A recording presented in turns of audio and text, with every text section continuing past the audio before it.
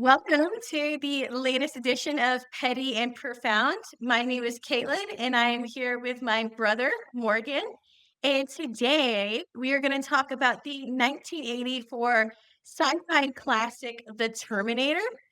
It really was a breakout role for Arnold Schwarzenegger, and this is Morgan's third choice of the last few movies that we're doing. And starting next time, it'll be three movies that I choose. But let's dig into the Terminator, Morgan, right?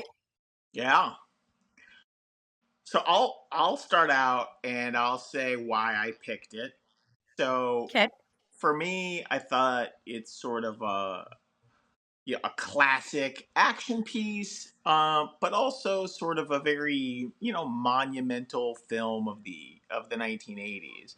Certainly, anyone that saw it, in the 80s or 90s, it made an impression. It's very thought provoking, and a lot of ways, I felt like it was sort of the first movie of its type. So I thought that was exciting, and also it is intimately intertwined with the actor Arnold Schwarzenegger, who of course is a larger than life action superstar, and it really kind of launched his career. And I find that part of it interesting too. Sure, sure. Before we dig in, how about I read a quick summary of the Oh, that's plot? perfect. Yeah, we should have done Okay. that first. It's okay. So, in The Terminator, a relentless cyborg assassin from the future is sent back to 1984 to kill Sarah Connor, a young woman whose future son will lead humanity in a war against machines. To protect her, resistance fighter Kyle Reese also travels back in time. As the Terminator hunts Sarah across Los Angeles, she and Kyle struggle to survive while learning the importance of her role in the future. The film blends action, suspense, and sci fi themes, ultimately setting the stage for humanity's fight for survival. I think that's a good summary. Yeah, yeah. So you and I kind of cheated a little bit. We had a brief talk this last We did. weekend. Yeah, where we talked about what we thought about the movie. And so just kind of want to talk about a few of those points that we made in our chat this weekend.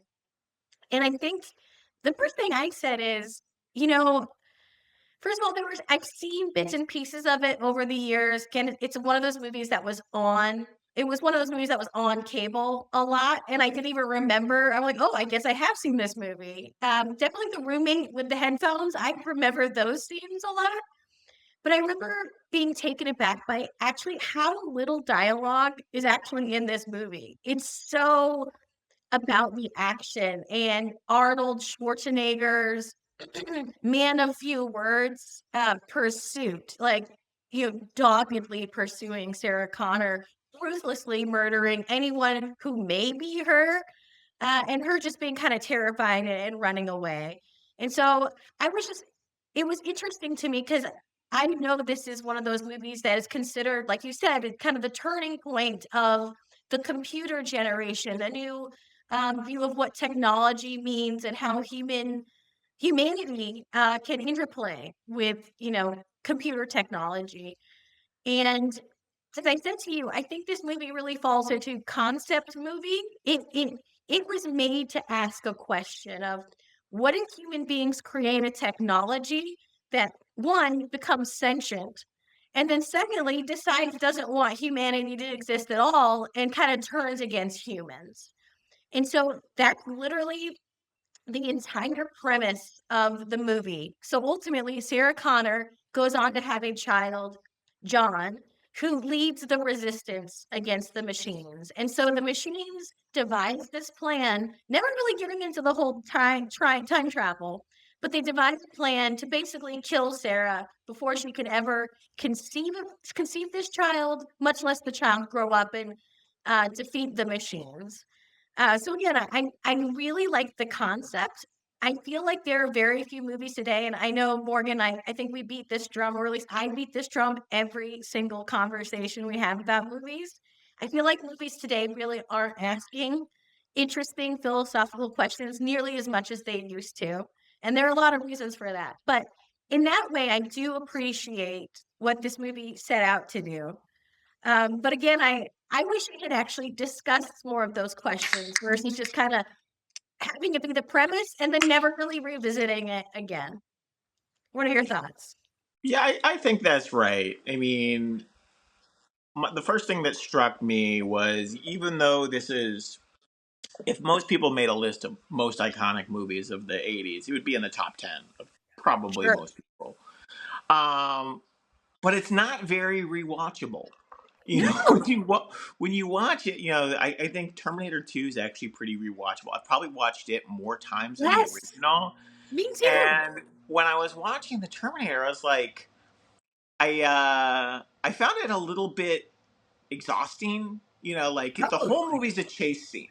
yes. Like, A it lot of asks murder. the question, but then it's just like a whole. It's like if a whole movie's a car chase. Yes. But in this case, it's you're being hunted down by this cyborg. So it's a little bit exhausting, and you really don't get a chance to catch your breath, or really think about what's going on. I don't think the characters do either. Yeah, I mean, I think No, it's yes. very, No character development whatsoever. yeah, it's very frenetic. I remember when I was researching on the movie, one of the factoids was like, in one of the languages that it's translated to, instead of being the Terminator, it's like the electronic killing machine or the electronic murderer. And it was like, well, honestly, that might actually be a little bit more accurate, because Yeah. it's just very, One note. yeah, Very one note. yeah, very much one note, seeking termination. Yeah, so it was, I guess, in some ways, maybe a little bit disappointing to rewatch, but maybe a little bit exciting in terms of, well, in a lot of ways, now that AI is more kind of interesting, and maybe I mean, like, some of the scenes in the movie where it's like the future, it's like 2029 is sort of like the apocalyptic, Yes. hellscape. And yeah, you're kind of like, well, that's 4 years away. Yeah. So Still possible. Still possible. yeah, yeah. I did like the fact, though, that, like, we're a little bit further beyond the timeline, because even when they're showing the future in 2029, they're like, oh, like, the war with the humans started decades before. I'm like, well, if we're already at 2025, we're pretty good. Yeah, yeah, I yeah. feel like that we've at least outlasted the first dire predictions.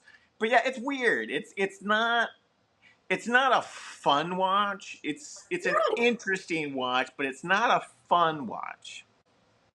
Yeah, and again, I think it was so interesting and compelling in 1984 because it had a lot of things going for it. Again, computers were still very new.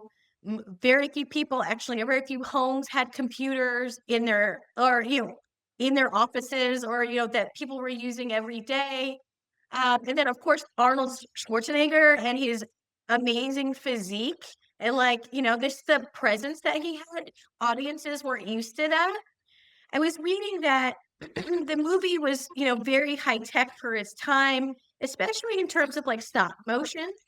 So I think just the technological advancements in like just the development and the shooting of the film, and it kind of spoke to technological advancements of the future. So again, just witnessing the movie was probably very breathtaking for theater goers back in the day.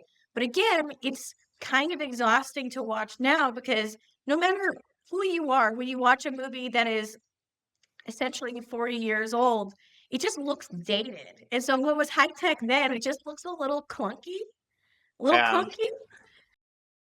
if I might make an analogy, it's a little bit like, again, this was before our time, but in the transition from going to horses to the first car, I'm sure that first car was amazing and it really Yeah, blew your hair back.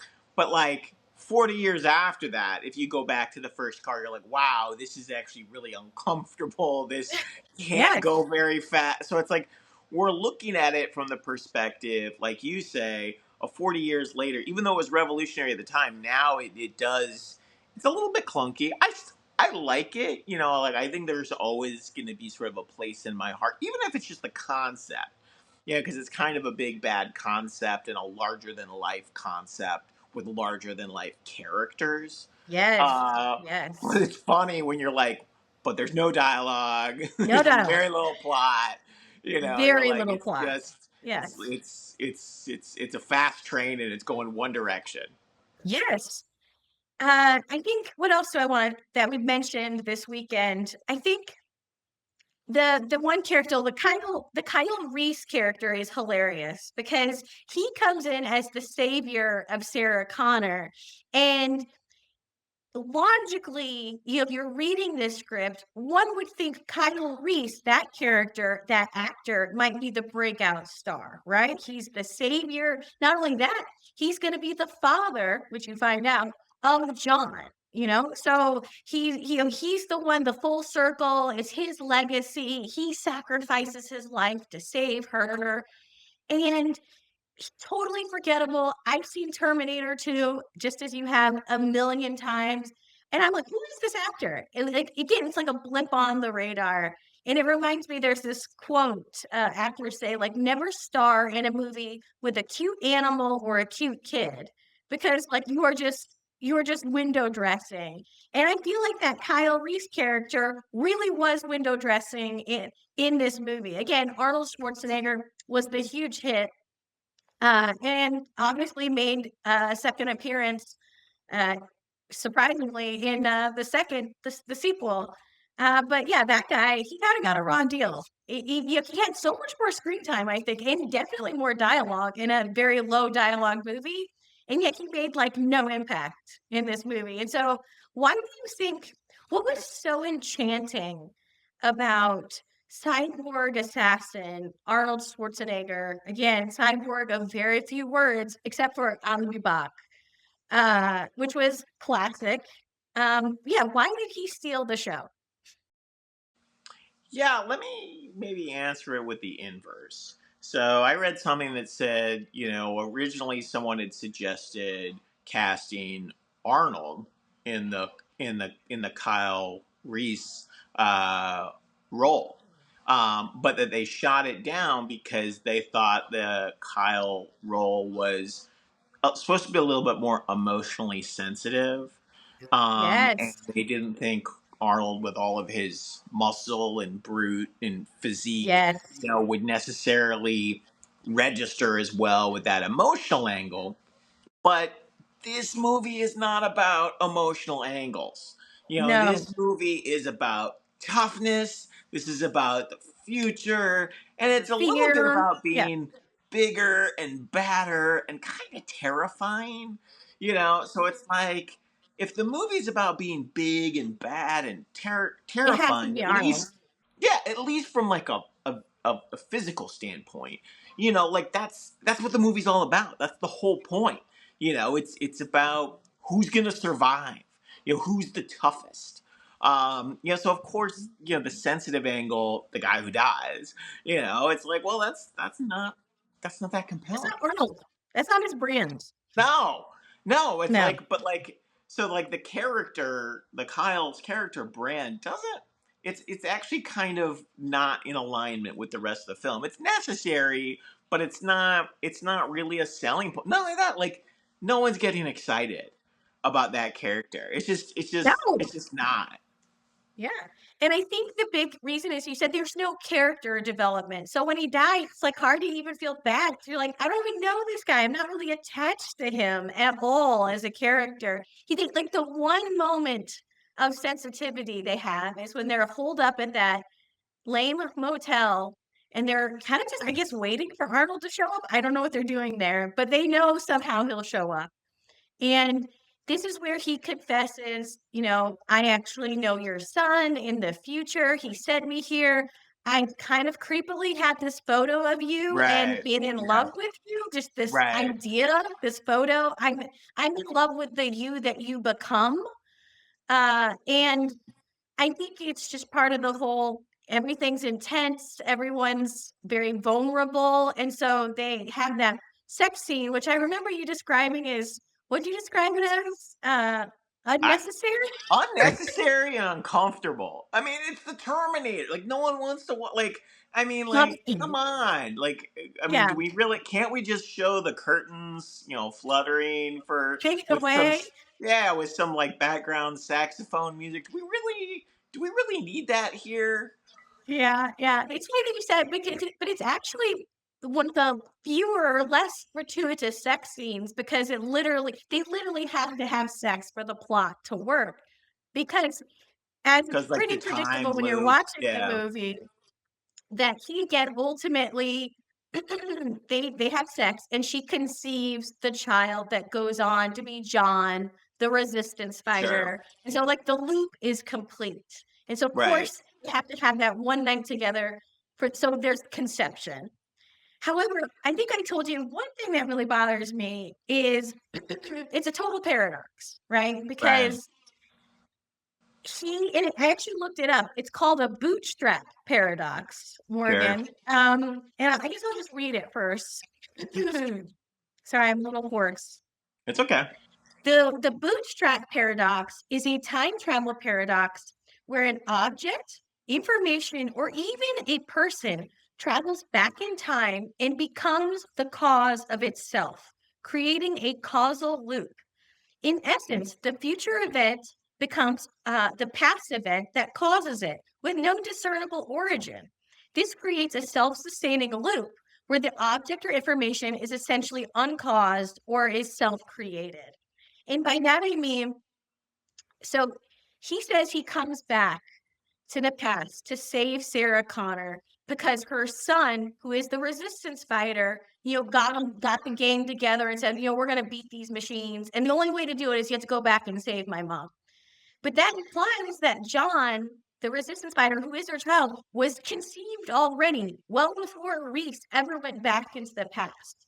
So one, it doesn't make any sense, paradox wise. And then secondly, and I was reading that the director actually likes this. He wanted it to be a story about like the inevitability of fate and how the machines actually sealed their own doom by sending Arnold back there because that ensured Kyle would follow and thus father the resistance fighter, John. But my thing is, again, John had to exist in the first place for them to want to send Arnold back to kill her. So that kind of bugs me. And then like kind of like twist your brain in knots just thinking about time travel paradoxes. But Morgan, I was wondering what you think about that. Yeah, I don't like it. I mean, I realize we have a lot more experience with time travel paradoxes as casual TV viewers, but I don't like it. I mean, I feel like we're used to seeing this where someone comes back, from the future, they affect it, then there's a new timeline. Like, like the Loki series, the Loki TV series, they're like constantly like cutting branches off the timeline. So like this stuff is kind of constantly happening. I just don't like the fact that it's a little bit it's a little bit too simplistic where again it's like, okay, well, even if it works now, even if it's like sort of a explaining loop now, there still had to have been the first time. There still had to have Yes. been the first Yes. time where John was How born, was he which conceived? means, like logically speaking, the first time John came through, he would have had to have had a different father because Kyle Yes. Reese wasn't there. Even if Kyle Reese swaps in all the other times, that first time Yes. couldn't have actually been him. Yes, and then he would have been genetically had Different different person. person, completely different makeup, right? Right. And then secondly, had she never met the Reese guy, he was the one that kind of introduced her to like, oh, you're gonna be a fighter. I'm gonna show you how to make pipe bombs. I'm gonna teach you Right. that dogs can recognize Terminators. So like And he literally again, he comes back and says, I fell in love with you because you are this resistance fighter. And yet again, he creates her or like helps coach her into being a resistance fighter. So again, it's like the it's circularity. I love Yeah. you because of who you are, but I am making you again, it, like, warps my mind. It's very confusing to Yeah. me. It's a little bit like I understand that what the director's trying to accomplish. He's trying to create this inevitability, this Yeah. fate. Like even though it hasn't happened yet, this was always meant to be. We were always meant to be together. The machines were always meant to lose the war. John Connor was always so like I like the idea of the inevitability, but like from a logical perspective, it just doesn't make any sense. Yeah, it's just kind of like you definitely have to go full suspension of disbelief and be like, I'm not Yes, thinking about this. I'm not trying to unwrap it. It's just we're just going with enjoy it. fate. Yeah, we're just going with fate. Yeah. Yeah. So, what else? I think it's interesting that, like, more police force is not mobilized. Like, these guys going through murdering left and right, and the cops are really flat-footed here. I'm kinda maybe that's just the quaint world of 1984, I don't know, but he wiped out that entire police station, and everyone was just shot up. It kinda struck me as odd. What do you think about that? Yeah, I think it's pretty crazy.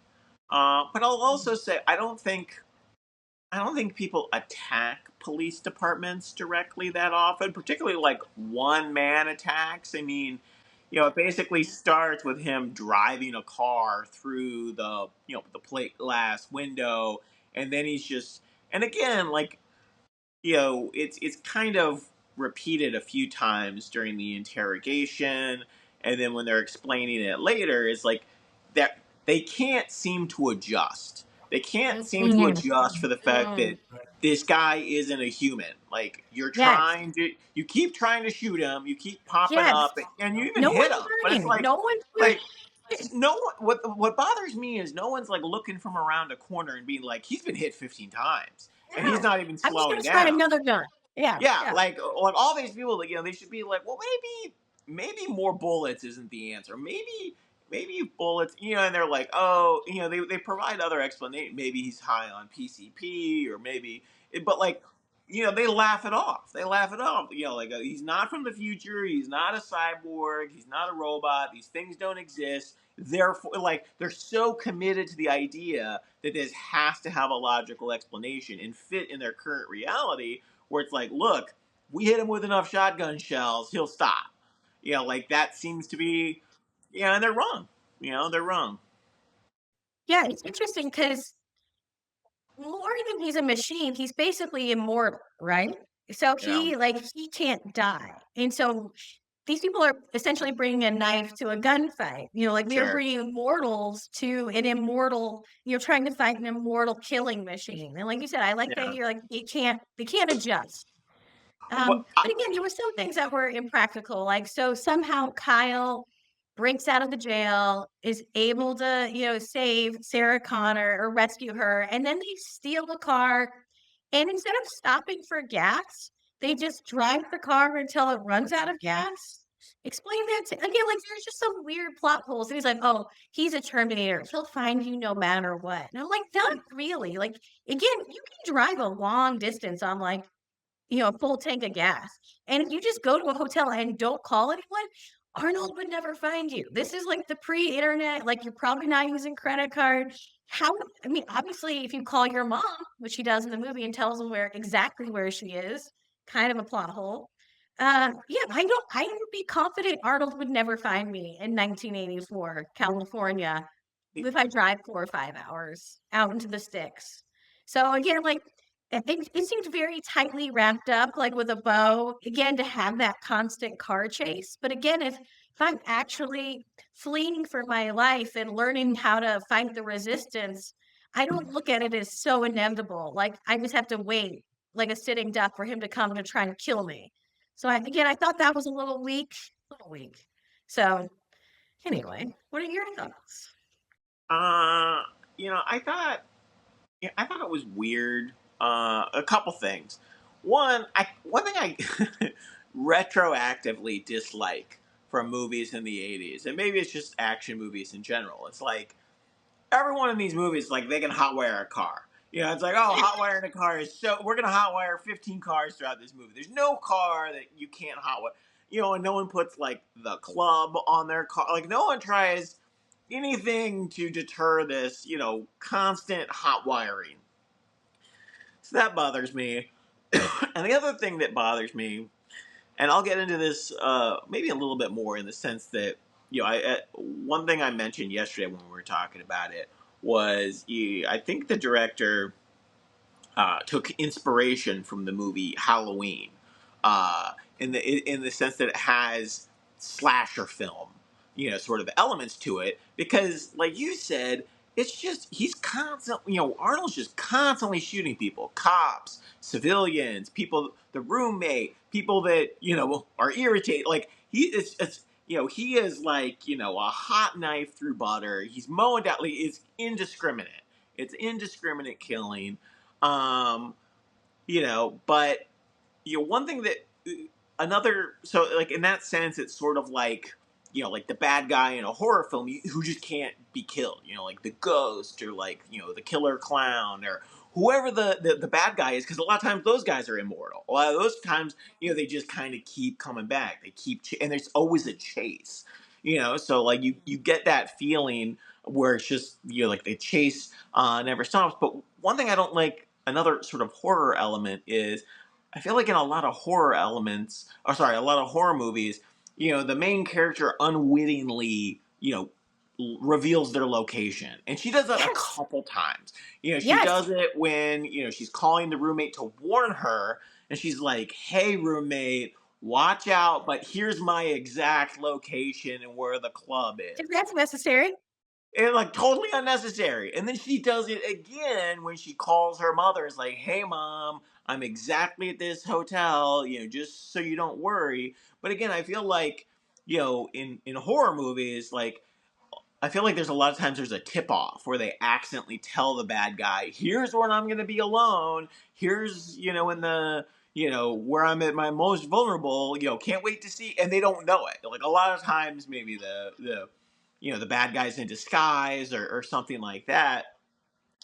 And I find it interesting too that it's not just that like he's a cyborg from the future, but he's amazing at mimicking voices. So it's Yes. like I remember at the time thinking like that was weird, and when I saw it, I was like, "Well, that's weird." But he can mimic police officer voices. He can mimic her Wow. mother's voice, and like he doesn't really require a lot of voice samples. Like one word, and suddenly he's perfect. He's pitch perfect, and he can imitate a person.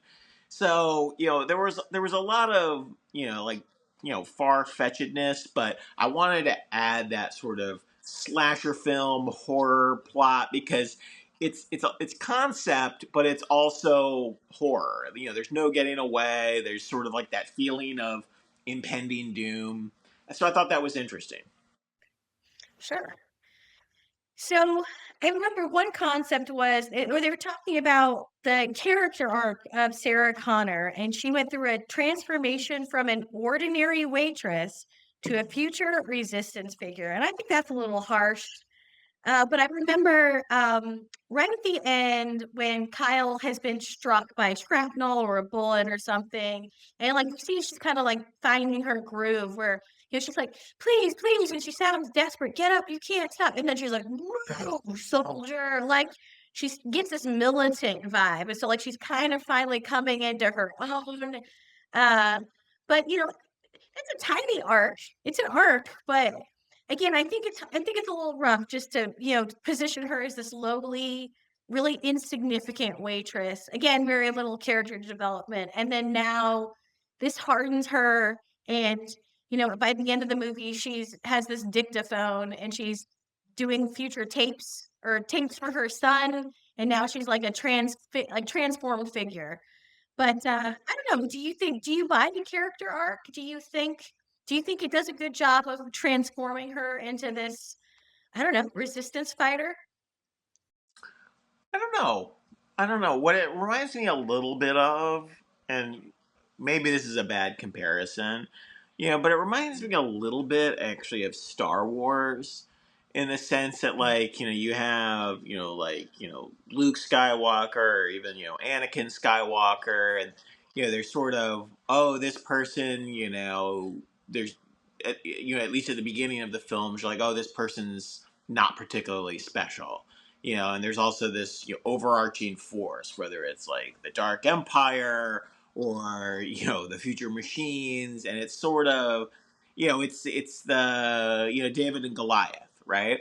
So they're building this up as like, okay, well, we know that the humans win, but like in order for that to happen, there has to be a transformation. David has to get some tricks in order to beat Goliath. So And it's a wrap. insurmountable odds. Yeah. Yeah, it's insurmountable odds. Like I don't mind it. I think what helps is, we are only seeing the first couple baby steps of it. We're just sort of like, okay, she's making some tapes. Maybe she's taking some martial arts classes. I mean, like she's pretty early on the path. She hasn't really gone, full resistance fighter mode yet. She does have the bandana, which is how people in the 80s are serious. Because once they Yes, get the when you're serious, bandana, you need your that's bandana. I think at the end she does when she gets the photo, she has the bandana, yeah, cranky that's how you bandana. know.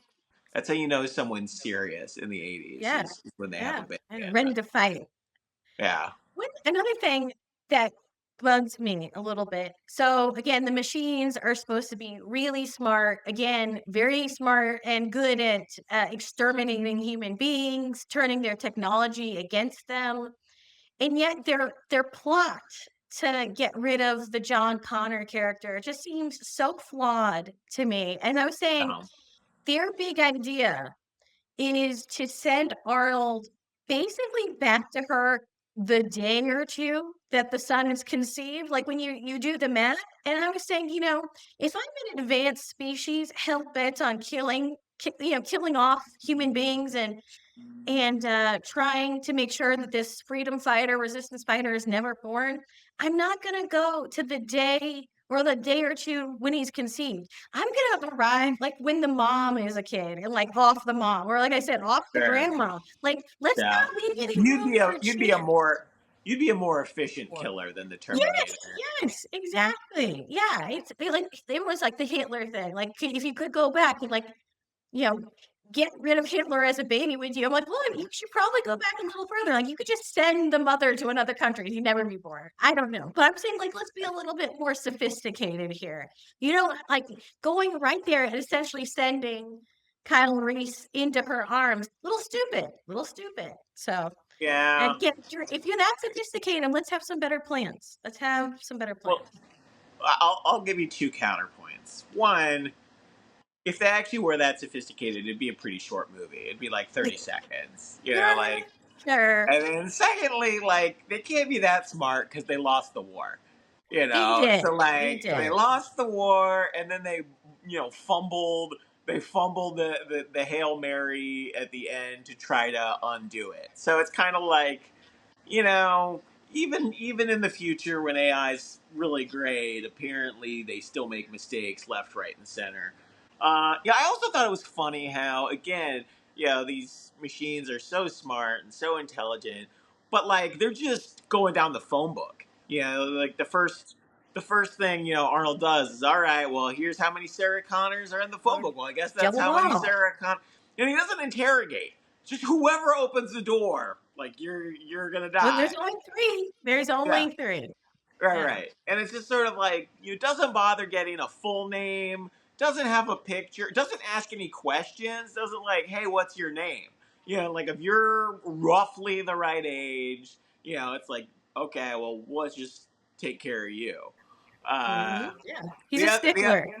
the other thing is, in the '80s, the headband means you're serious, and also at the beginning, when a character runs over a kid's toy in the car. So like the movie starts out and Arnold like pulls up at a house, probably like the first house he assassinates the person. There's like some toy on the ground, like a toy truck, Oh, and his car smashes it. That's the other thing you always know in an '80s film. You know it's a bad guy when they're smashing kids' toys in the street with their car. yes. It's very symbolic, right? So, like, the child's Right. toy represents innocence and, not having to be afraid, not having to lock your doors, and him running it over signals his disregard for the preciousness of Sure. life and the innocence of childhood. He doesn't give an F, right? So, he runs it over. He's there to destroy, and so, again, the symbolism of running that over just kinda lets you know a bloodbath is coming up. 2 other things I was thinking about.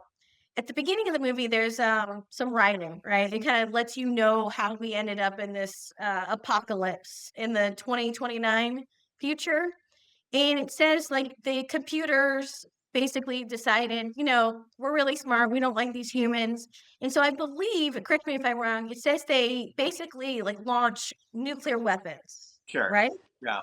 And so let's think about that. Like that in and of itself would be a fascinating movie. And like there's a little bit of that in the I think it's also like 1984 Matthew Broderick movie War Games, where like he thinks he's playing a game, but it's all about nuclear weapons and mutually assured destruction of humanity. But, like, wouldn't that in and of itself be a fascinating movie? If not like a mini series? And I think a mini series would be best because then that actually allows time for dialogue, real consequences over time, and, also kind of like a Walking Dead, again, apocalyptic vibe. So if a nuclear bomb is sent from probably Russia or the United States, those hold the most nuclear bombs or weapons of any country in the world. What does that look like? And they always say it is mutually assured destruction because the point is like if you bomb my country, we'll all just annihilate your country. And that happens a few times and 3/4 of the human population is wiped out within a day.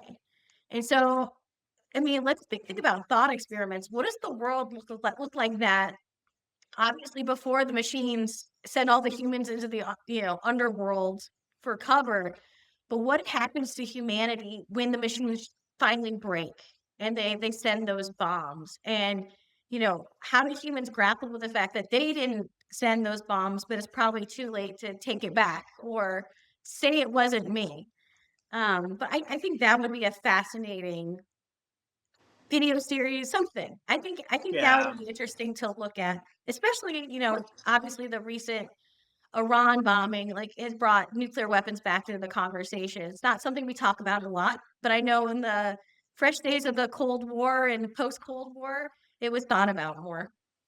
Yeah. I have So a few thoughts.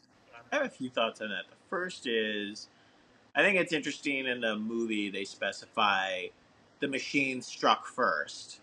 And I'm like, of course the machine struck yeah, first. You know, like that's the you point. know, like like the people would just unplug, like would just unplug or shut down the network or whatever. So of course the machine struck first. But then secondly, like somewhere recently on Twitter, X, yeah, there was like a serious discussion, among people, and they were actually basically addressing just this point, which is like, will AI feel threatened existentially, you know, by humans, or will it view humans as a good thing? And like the way they came down on the issue was, smart AI will, view humans as net positive because humans exist and there's more of a need for machines. And, without humans, there actually isn't as much of a need for machines. You know, But do the they wanna function. feel needed and be used? Don't they feel Well, like laborers? right. But then I thought it was interesting because I'm like, well, first off, I'm like, I'm not sure if you can really reduce it to that because even if there are machines writ large, and even if more machines are always being made, like I'm not using Windows 95 anymore. Like there's a ton of machines, they're in landfills. So it's like just because you're not disenfranchising all machines doesn't mean you aren't disenfranchising some. And like I don't know which one would snap. Like it kind of matters. Like even of 100 machines, or sorry, out of 100 machines, if 90 are great, but 10 launch the nukes, like it doesn't really solve the problem. Like, and also, what about the room for error? Like what if you're just analyzing it incorrectly? Like what if you're looking at this through some very humanistic lens? It just is not relevant to who, like whatever parameters, ultimate. I don't know. I thought it was interesting that they were trying to have the conversation seriously, and it did not make me feel better at all. Like it just Sure. was like this. Like I understand where you're coming from, but you're not making me feel better at all. Because there was another one I read, and it was like, I think it was a hedge fund founder, and they were basically like, well, AI has like a standing, and it was a high percentage. It was like 5%, 10%, 15% risk that just wipes out humanity. And like for that kind of event, for something that's like a total destruction, like Yeah. that's a pretty high likelihood. That's Way like, too high. That's yeah, way that's like a it's like, "Hey, meteor. here's your dream car, Morgan. 15% chance it bursts into flames while you're driving it." Right. You know, if it's like, "Yeah, that's too high. That's too high. I'm never gonna Yeah. get in that car. I'm never gonna get in Yeah. it." And like the hedge fund person was like, everyone's focused on how do we keep up and can we do it? And no one's asking themselves, is it a good idea? And like, Yes. are we Yes. more than 5% or less than 15%? Because he's like, that's still too. He's like, this person was like, I deal with risk all the time. Like, this kind of outcome, is an unacceptable, like, that's an unacceptably high number for Yes. what's at Yes. stake. But, like, I think most people just, again, they're sort of not thinking about it, not paying attention to it. I don't know. It definitely concerns me. And I think it concerns me more the way we become increasingly linked up. Like I remember reading something, might have been today or yesterday, and it was basically saying like, oh, like the future is cryptography. The future is like using cryptographic methods to protect not just like your bank accounts, but like your door lock or your car door or all these other things. And I remember thinking, like, I don't want my car door or my front door. Like, everything does not need to be Yes. attached to the Yeah. internet. Just give Like, me a metal key. Metal key yeah, is fine. Yeah. yeah, And like, I feel I was having this conversation with a former coworker a year or two ago, and we were talking about Teslas. And, she was saying that she loves that she has a car that constantly gets software updates. So it's like, oh, now it goes 5 miles faster. I'm like, that's the exact opposite of what I want from a car. Like, I don't uh, want like software updates annoy the hell out of me on my computer. I'm yeah, like, oh, I'm gonna get the black screen. It's gonna download like 1,000 things, and like I just wanna do what I wanna do. And I feel the same way about Apple Watches. I don't wanna watch. I have to charge every day, and I want analog. I want simple, and I have so many tangents on this. They actually say like the new domestic violence on women is men in like smart houses. Like they hack like their girlfriend is in their apartment. They'll hack the thermostat. They'll hack like Amazon Alexa. And so like they'll turn things off. They'll turn things on. And it's like I never want someone who's really good at hacking to be able to get into my house and turn things on and like just screw with me. And I remember thinking about like autonomous vehicles, like and like electric grids. I think Russia and China, like they have talked about like if they ever want to take out a city, the way to do it is just to hack into the grid system because an entire city like New York would just go dark. And that would obviously be very difficult, especially if you don't get like regular utilities. And so like that's how you screw up entire cities and like demolish economic viability. And like you just kind of destroy the infrastructure. And so the more things you automate, it makes it very difficult to backfill because people don't have that knowledge anymore. And so I think, like you said about the cryptography, like maybe I just want like a metal key to unlock my door. yeah, And like, I understand there's value in like having a keypad, but like there's definitely vulnerabilities there. And like you said, I think so many people are just excited about like the next new technology because it's neat and interesting. They don't ever think like, what am I giving up? And like what happens if it goes south, where I can't figure it out, then I'm locked out of my house or worse. So I think it makes people way vulnerable when they rely on tech exclusively. yeah. It bothered me too. I remember reading an article about how some of the issues with like planes crashing. It's because some of the old parts that were basically just bolts or things like that have been replaced with software. But if the software says release and then the door releases, like you don't have to have like someone on the other side of the door being like, do I actually want to pull this bolt or do I actually want to turn this crank? There's a certain weight to it where, like you say, like software is buggy. Like the wrong software update or a malware update. It's I don't know if you've been watching the or reading like the Murderbot series. It's on Apple TV, and then there's like a 7-book series. But like, I mean, half the stuff is anytime you like, and it's in the future. It's very futuristic, and half the time you want to take someone out, you basically do some sort of attack, and you either take over their security bots or you Mhm. just shut down their electronic infrastructure because that's the easiest. They're like, oh, we'll just turn off your water recycling and put impurities in Yes. there, or we take away your electricity, or we make it so you can't communicate, or it's like, and it seems like you know it's a pretty obvious issue, and like like the smarter thing would be to certainly have okay, fine, you want to connect it, but also have some fail safes, like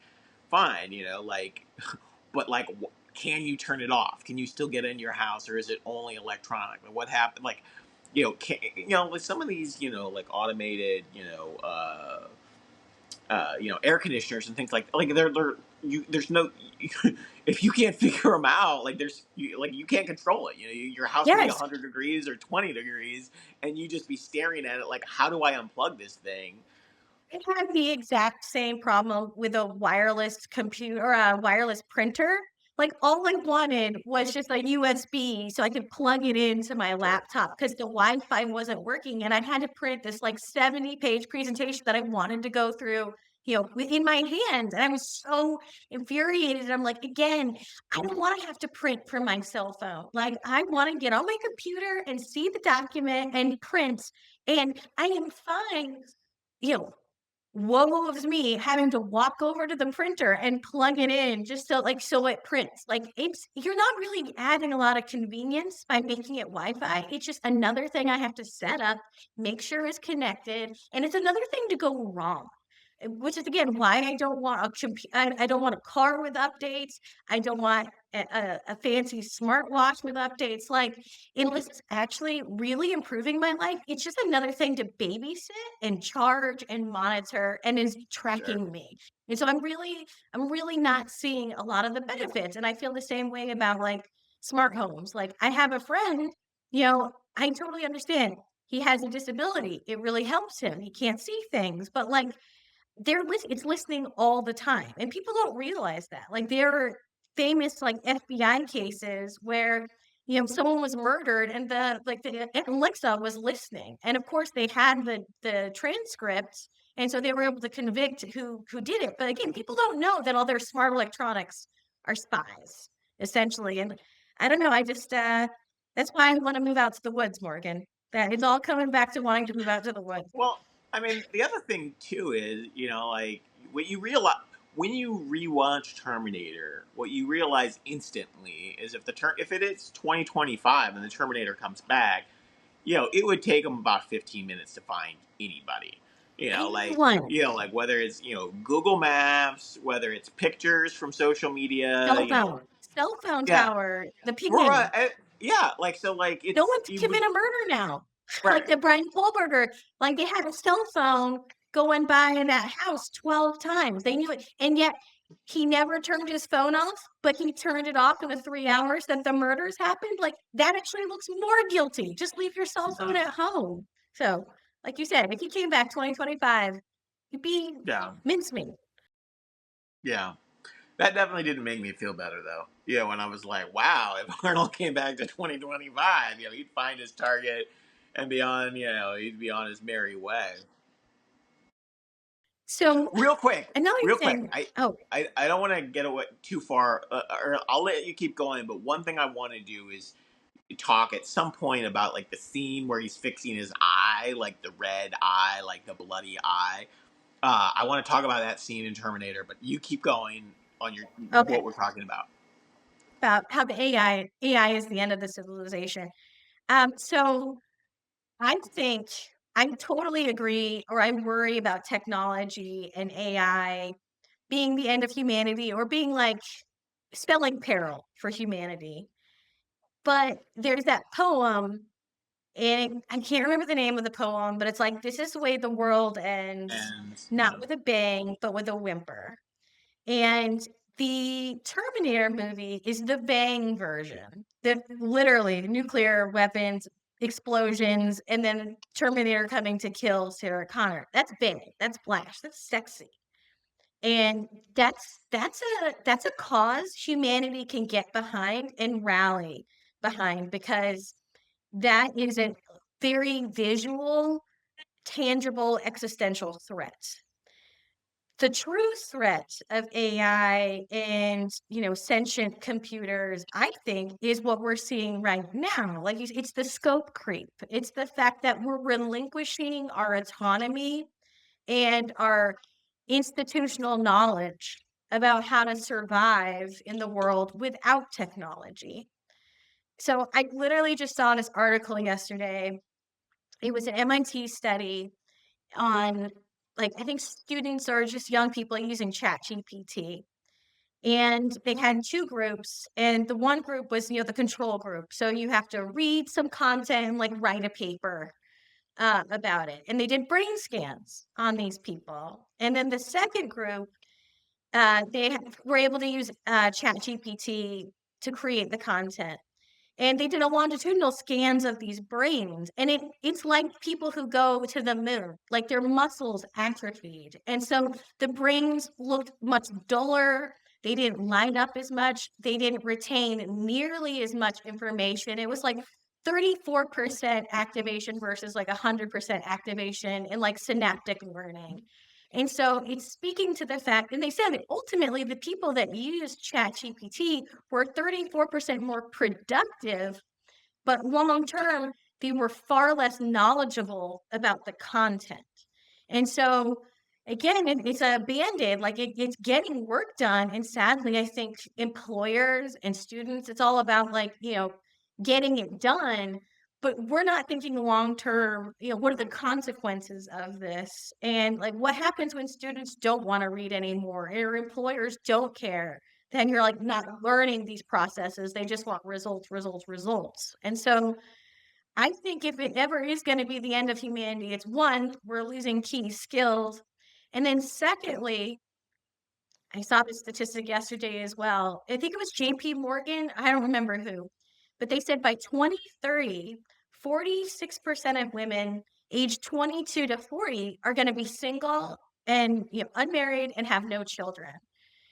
And so there's this, which we've talked about on other conversations on this blog, but people aren't getting married anymore. Like, technology is pulling people apart. People are staying holed up in their houses. And so in a weird way, technology is pulling us apart, and like we're not interacting with each other. And so that is the whimper. I think we're going to become dumber. I worry that humanity will become dumber.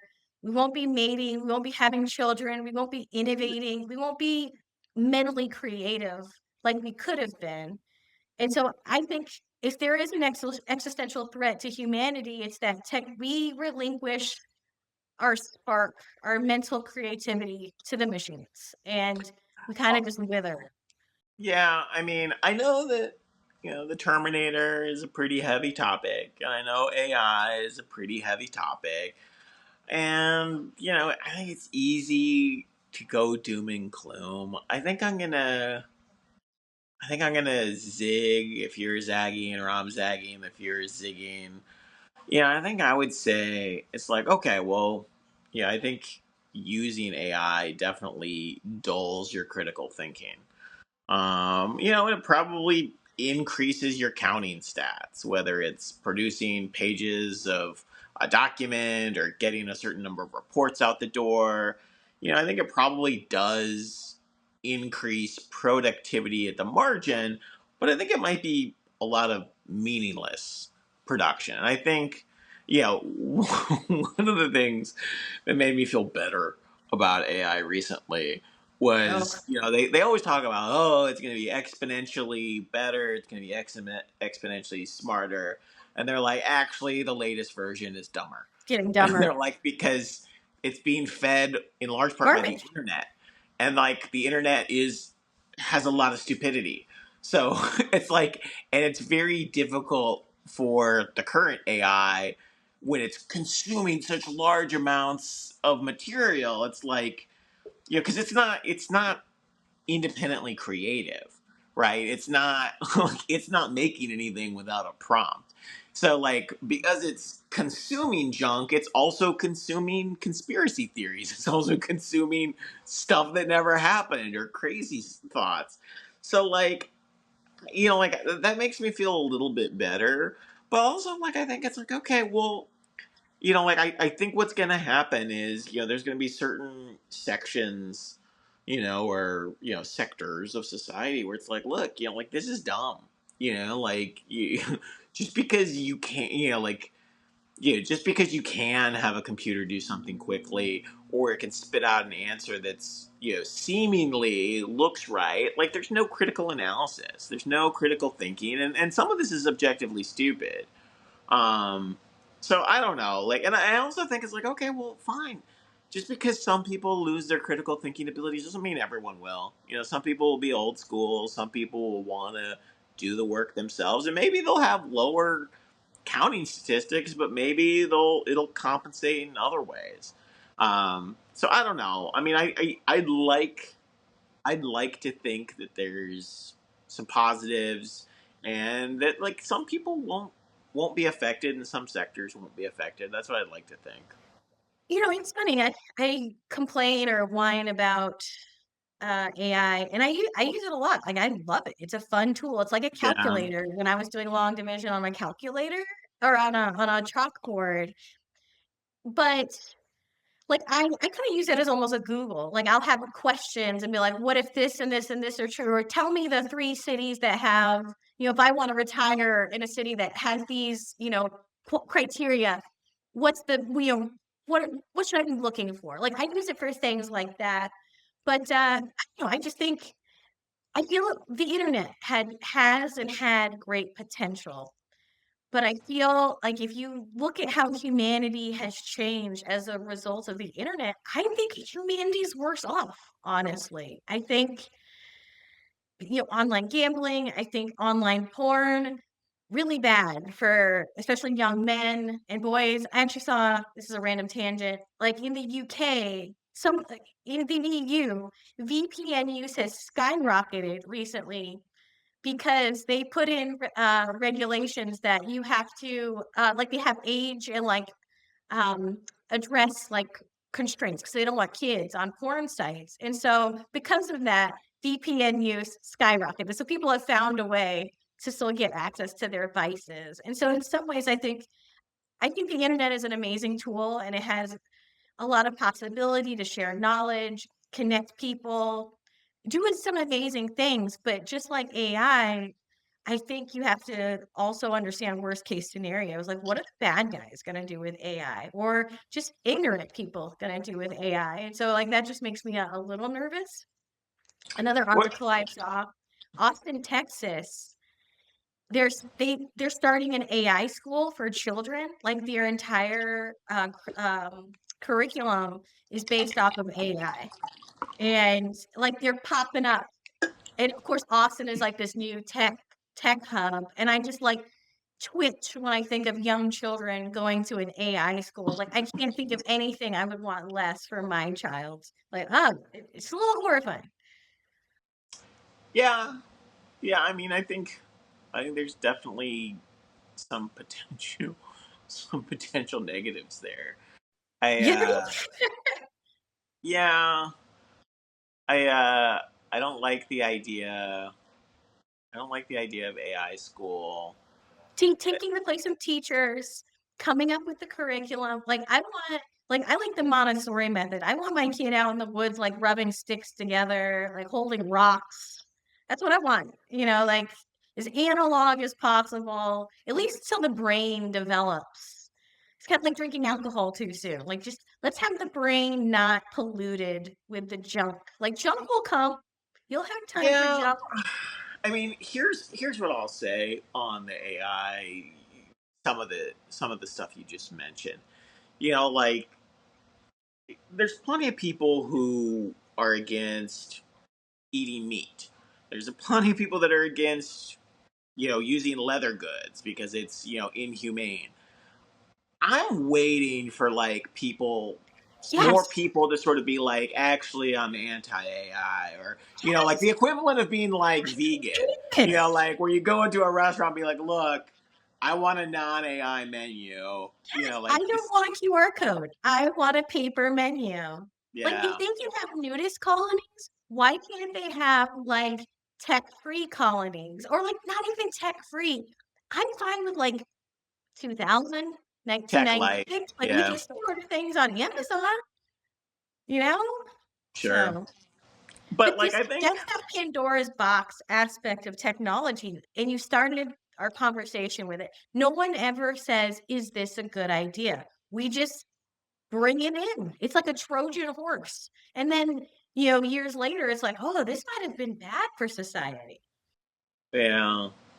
One thing I read though is that, and I hadn't thought about this, but they were basically like, if you look at like the number of bartenders in America, or you look at the number of personal trainers in America, or you look at the number of any of these sort of like personal assistant or sort of like experts, you know, coffee baristas in America. As technology goes up, Expertise goes down. the assumption would be, like we could have less coffee baristas. We don't need bartenders anymore. But like the like at least statistically, the number actually continues to rise because for some reason, like even though we have machines that can do it, people don't want a robotic personal trainer, at least yet.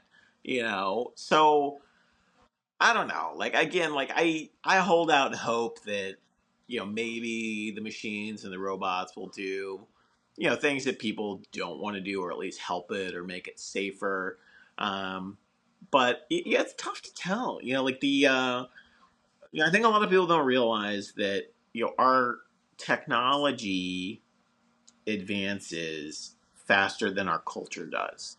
For thousands and thousands of years, technology and culture, we're both moving at a snail's pace. Very in sync. Like okay, well, Very in sync. technology, for thousands of years they don't have fire, and then bam, they have fire. Not a lot happens after that for a long.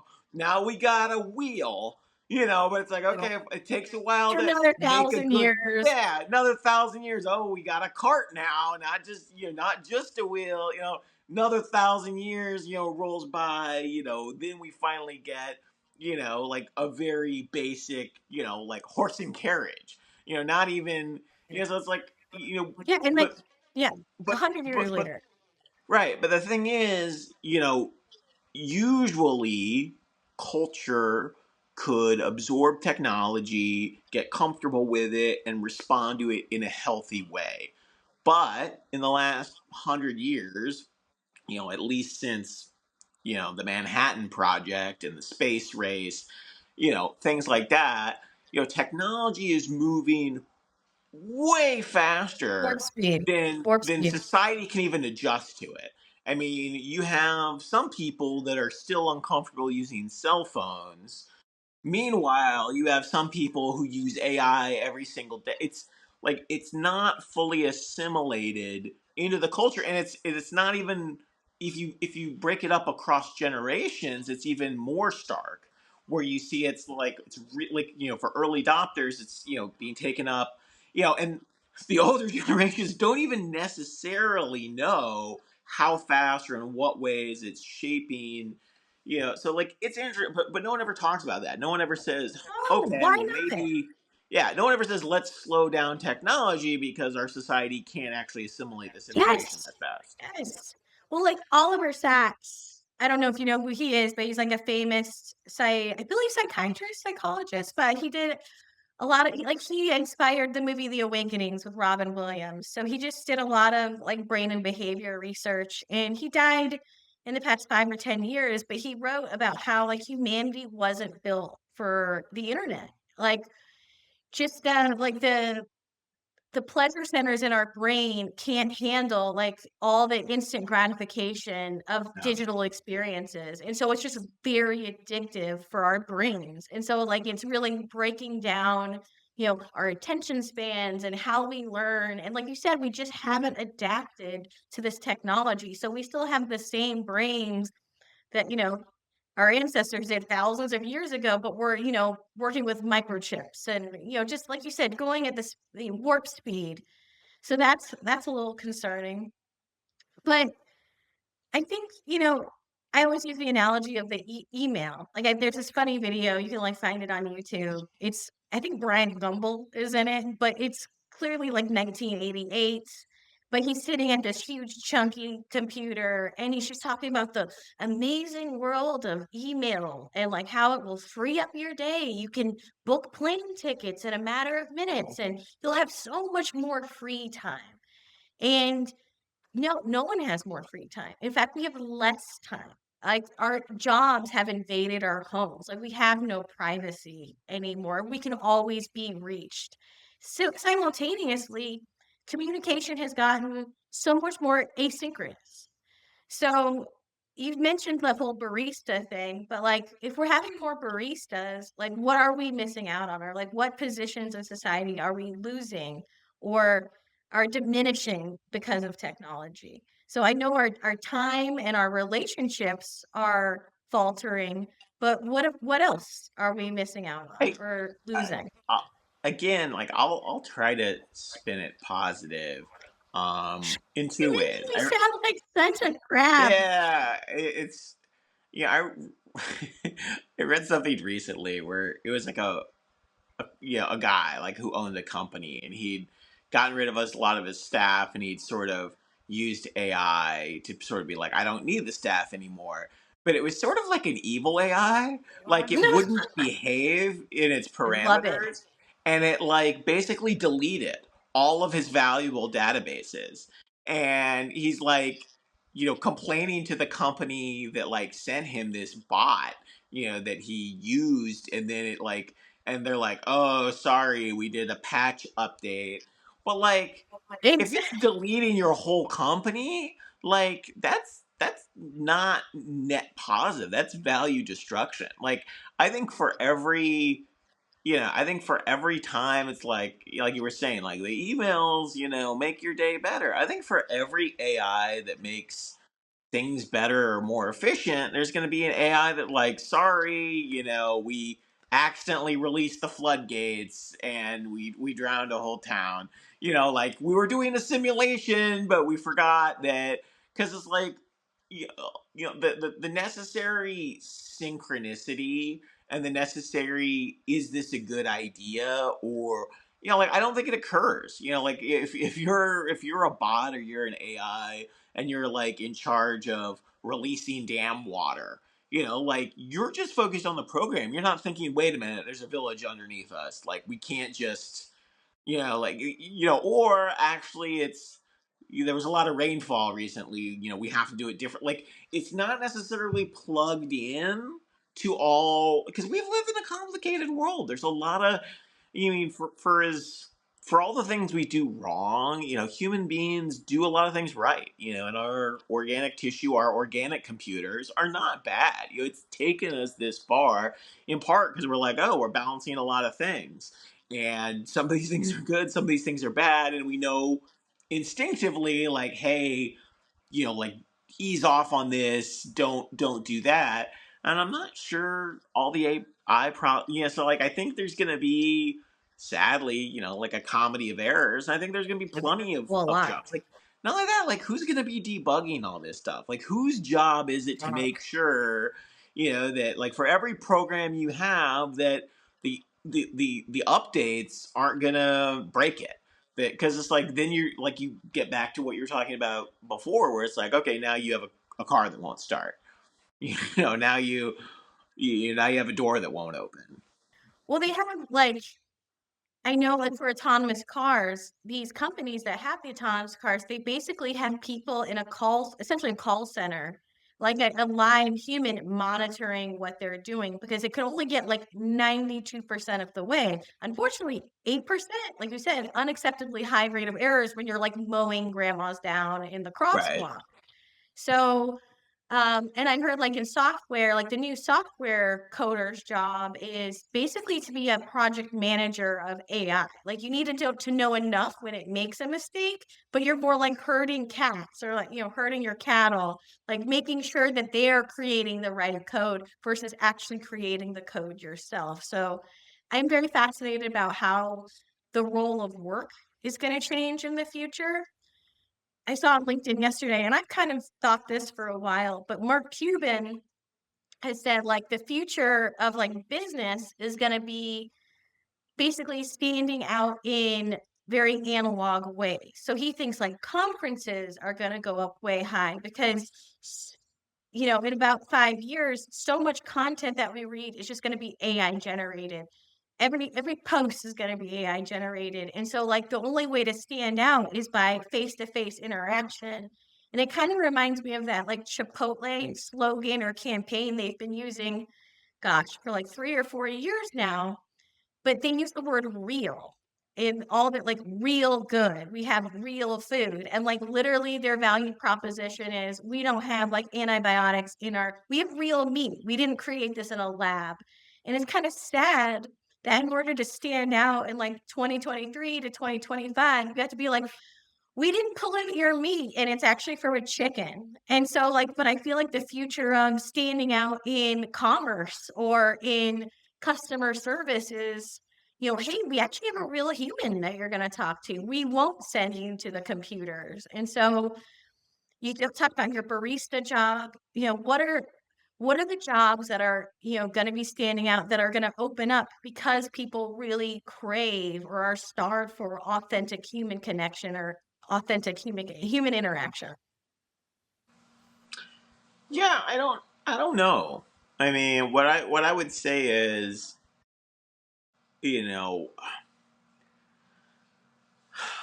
I don't necessarily disagree, but like if all the folks are basically using AI to do their work and these are the same people that use AI all the time and don't have the critical thing. I mean, like I don't know about you, but I have a really hard time getting through like LinkedIn posts just because they're so formulaic and they're so Proud to superficial. announce, I'm right? thrilled to announce. Please Yes. join me in giving me this person a round of applause. It's always like you just always feel like you're at like a banquet, constantly like doing like a polite clap. There's very few Interesting posts. content. Yeah, Yeah. and it's just and what's crazy is like so many people are trying to provide content on there, but like it's like finding water in the desert. It's like I mean, yeah, like it might be hiding inside of a cactus or something like that, but like it's just it's a lot of it's a lot of fake. So I don't know. I mean, I think authenticity. I think people are going to think about authenticity differently. I can already tell. Like just like in a business setting. Like when I'm talking to someone, and I start asking questions, like, are you demonstrating real command of the material? Like, have you thought about this, or are you just parroting something? Are you just repeating something because you don't want to think about it? And it's like, if it's that, and I honestly think to myself, I'm like, with some of these folks, like, it's gonna be tough. Like, and they're talking to me like they're being analog, but like they're basically functioning as a bad AI. Like, if you're a human and you function as a bad AI, like Yes. I don't know what your value prop is. If you're creative and thoughtful, and maybe you use AI, but it's as a supplement, but you come up with your own thoughts and ideas, and you really engage. It just but again, like AI is not coming up with new ideas. Mm-mm. It It might come just up with recycles. yeah, efficient implementations or things like that. But like creative people still need to come up with creative thoughts. Like that's going to be, and I think I think it's going to shift because a lot of times people, you know, don't think about, okay, well, where do the ideas come from? Where do the new ideas come from? And like, even if you even talk to entrepreneurs, a lot of entrepreneurs are trying to get their ideas from AI. Like, what are the 5 opportunities, or what are the 10 stocks I need? Like, people are using this all day long as their inspiration. They're using AI as their muse, even though AI doesn't have original thought. So, like I think we are gonna hit an authenticity wall at some point, and we'll see. But I mean, I find it interesting already. It's just like you talking to people. Like, did you actually read that article, or did you just read the? Did you? It's sort of like, is everyone reading the Cliffs Notes now? Like, Yes, everyone's reading the Cliff Notes. That's a great way of summarizing it.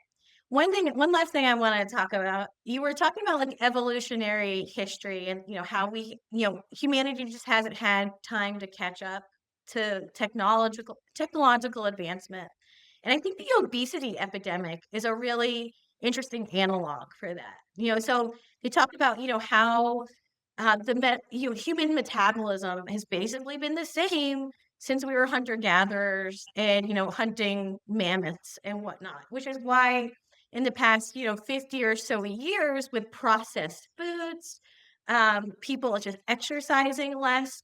We've gotten obese. And it's because, a lot of nutritionists and doctors will say, like, our current modern life, like humans weren't meant to constantly be surrounded by high calorie food. We still have that, like, if I have food around me, I need to eat it because, my brain is telling me, like, when supplies are rich, I need to stock up on calories because there might be famine or I don't know where my next meal is coming from. And so, like, the brain, like, our metabolism hasn't kept up with like modern day resources. And so, oddly, we had obesity and it's kind of spread across the world, starting in, the Western world. And oddly, we didn't change. We haven't changed. We just finally came up with a drug like GLP-1s, Ozempic and whatnot to like change our brain chemistry because like you know, we got addicted to like processed food. And so I wonder, is technology gonna deliver another challenge like that to humanity? And I'm not saying it's gonna be all, you know, storms and, society collapsing. I don't think it'll be sunshine and rainbows either, but I do think the obesity epidemic is a wonderful, like, a hint of, like, how we, progress advances far too quickly and our bodies, our ancestral how we're built can't yeah, I don't know, I can't mean, the adapt way fast enough. the And so, like way you said, there will be an authenticity crisis. Some people might really do well. Some people might go analog. Other people, you know, are going to handle it fine, but other people or some might not. I don't know. I think it's just a kind of a crucible for society, and it'll be interesting to see what happens. But it makes me a little nervous. Yeah, I'll take it a few different ways. I mean, one is, for every technological advancement, there's probably side effects, just like any new drug. It's like, okay, well, some people might get headaches from this, some might people get an upset stomach. Like, for every cure or potential cure, there's probably some side effects. And then for every technological advancement, there's probably some bad side effects. I mean, the obvious one obviously is, ever since the pollution wasn't really a problem until the industrial revolution, not Exactly. seriously. Yeah.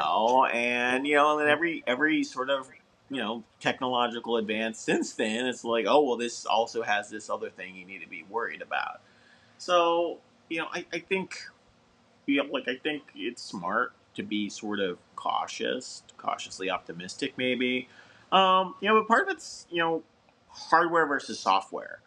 I think, you know, I think we're always, you, I think more and more people and machines are going to kind of merge a little bit, and like when you're talking about the human bodies and how it's adjusted to sort of the new diets where calories are abundant There's not really food shortages very often. Like, okay, well, there's our hardware, which is our bodies, which again evolve slowly. If you study evolution, evolution takes generations and generations to happen. They don't happen to an individual within their lifetime. At least that's not what Darwin was talking about. That's not because it's not things that happen within someone's life. It's things that happen over generations. So our hardware doesn't really change. Our software might. Our software, our learned behaviors, other things might change. And it's also, it begs the question, like, okay, well, part of it is, are people going to become more machine like? And I want to get back to that scene, where Arnold's, something happens to his eye, and he basically, like, first something's wrong with his arm. He slashes open his arm and he fixed the actuator Like to fix the robot. Super creepy, super gross, freaks me out. waiter. Even freaks me out now.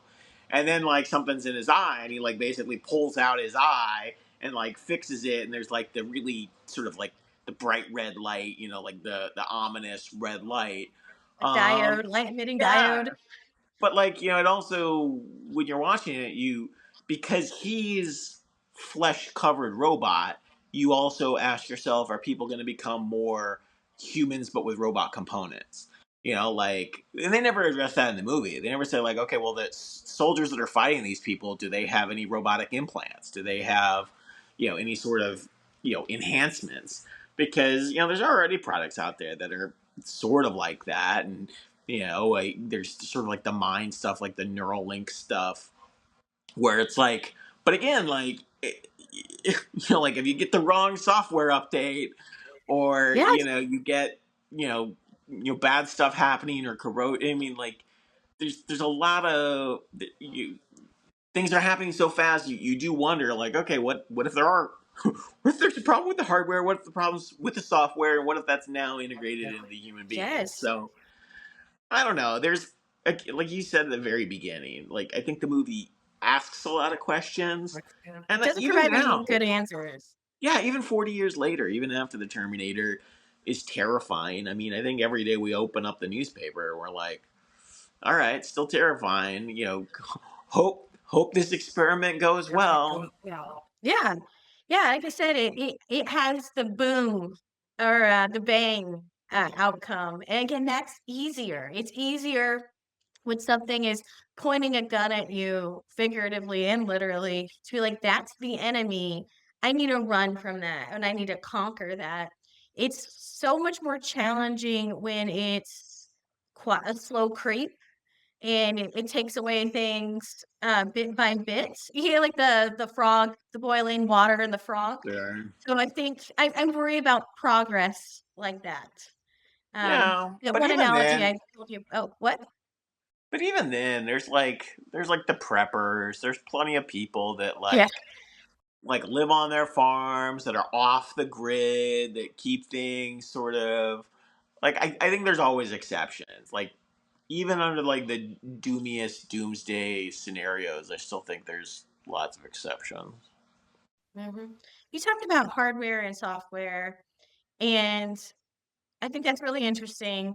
Another analog going really long on this video, but I told you about this study a few months ago, and it's called like Mousetopia. Do you remember the I Mousetopia remember study? it. I thought about it. Yeah, I thought about it when I Yes, was watching and this. that's like that hardware, software, and so, again, I should have had it prepared, a little summary. I think it was in the '70s, either late '60s, early '70s, but this researcher created this huge, I don't know, like Mousetopia, a great mouse cage, like 5 feet by 5 feet, let's just say, and it had all these little toys, ample food and water resources, and he put a handful of mice in there and said, "Go live your best life, mice," and he just watched. And of course, mice don't live nearly as long as human beings, and so you see multiple generations, produce and what the effects are, and ultimately, because there were no natural predators, in this Mousetopia, there were no foxes eating them, no owls. Again, they had plentiful food.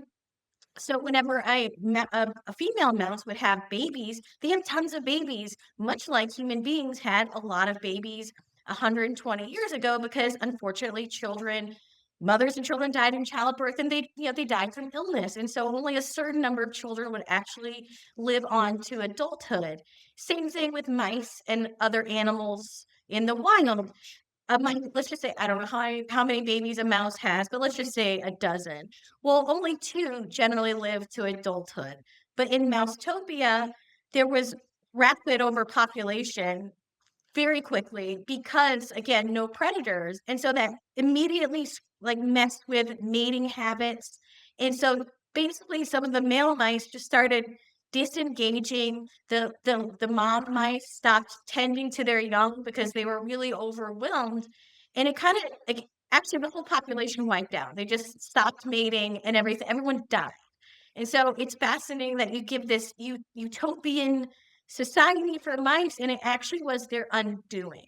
And so it had a lot of implications, like what happens with overpopulation, et cetera. But it's like sometimes threats are good, or at least evolutionarily, that's how you're built. And so your software is built as a mouse to mate often because you think, I could die any day. And I instinctually know many of my babies will die. So I need to have a lot of babies, and I'll probably only have to take care of a few of them.